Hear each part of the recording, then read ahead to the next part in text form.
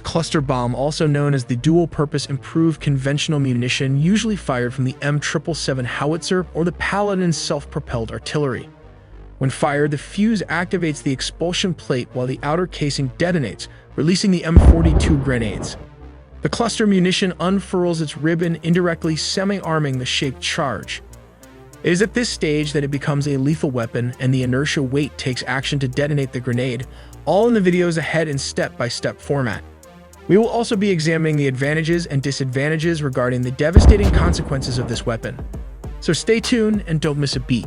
Let's dive into its parts and functions. Starting from the back, this is the base burn assembly. Just above it is the propellant added to create extra thrust to reach an estimated range of 29.4 kilometers and 18.3 miles. This is the base of the artillery. It can stack 80 M42 or M46 grenades. That's a lot of firepower packed in this small little artillery. But how can you stack 88 clusters grenades in one artillery shell? If you turn the grenade upside down, it is actually hollow from the bottom. This was designed to fit the shaped charge. It was also one of the reasons they were able to stack 88 grenades one after the other, just as shown here in the animations. Just above it is the pusher plate, which is connected to this expulsion charge cup required to eject the grenade. Finally, at the top is the fuse often used to arm the artillery shell for different variety of detonations. It has a length of around 937 millimeters from the tip to the base of the artillery shell. While it has a diameter of 155 millimeters, that is one of the standard rounds for NATO artillery calibers. It weighs 46.5 kilograms, which is pretty heavy considering its size and the 88 grenades stacked inside it. If there is any confusion, this is the size when compared to an average human. This firepower needs a platform to deliver to its designated target. The answer is this 155 millimeters towed Howitzer and the Paladin self-propelled gun. The Paladin is armed with a 155 millimeters howitzer fitted with a semi-automatic loading system. It has a maximum range of fire of around 24 kilometers with standard projectiles and 30 kilometers with rocket-assisted projectiles, while the maximum rate of fire for this self-propelled gun is 4 rounds per minute. But in this video, we will be focusing on how it is fired from this 155 millimeters howitzer built in the 1970s, often referred to as the King of Battles. This artillery can be divided into 5 basic parts. Number 1. The barrel required to fire the 155mm shells. Number 2. The recoil system, which is required to absorb the force when fired. Number 3. Firing platform and the traverse handle. Number 4. This is the breech ring built with the highest quality steel and materials. Number 5. Here comes the loading tray to load both the shell and the propellant.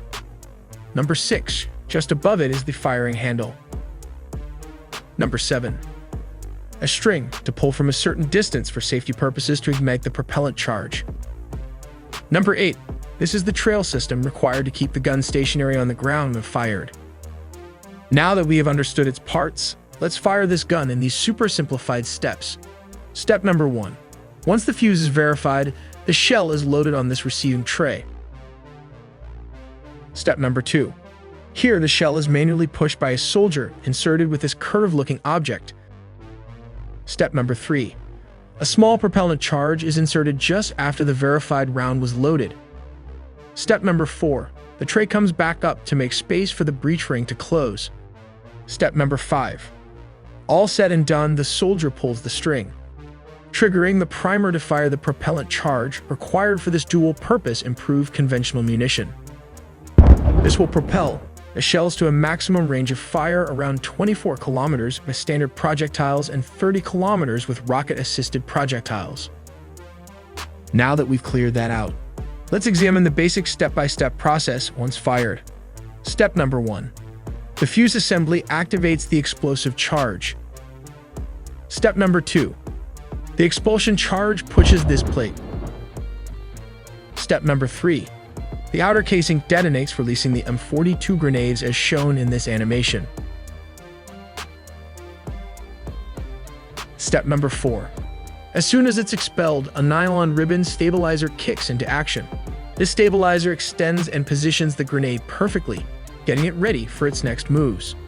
But that's not all. Due to some clever engineering, the rotational forces at play start unthreading the threaded firing pin from its weight, making the grenade semi-armed. And as the firing pin is pulled out of the slide assembly, things start getting even more interesting.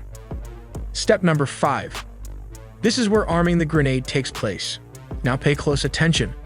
With the firing pin out of the way, the slide assembly becomes free to move. It's like a well-choreographed dance, all thanks to the slide spring and some centrifugal force.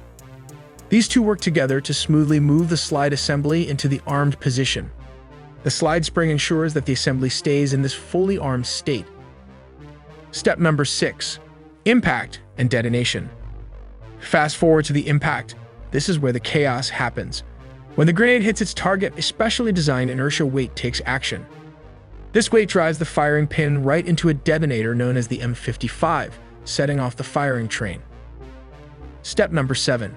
As the firing train ignites, get ready for a spectacular display. A shaped-charged jet is propelled downwards, while the body of the grenade bursts into a multitude of tiny fragments. Think of it as a controlled explosion that delivers some serious firepower.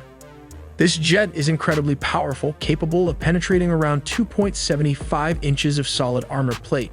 That's some serious punch, destroying tanks and light armor vehicles. Step number 8. The fragmentation of the grenade body creates a devastating anti-personnel effect. Those tiny fragments we talked about earlier, while they become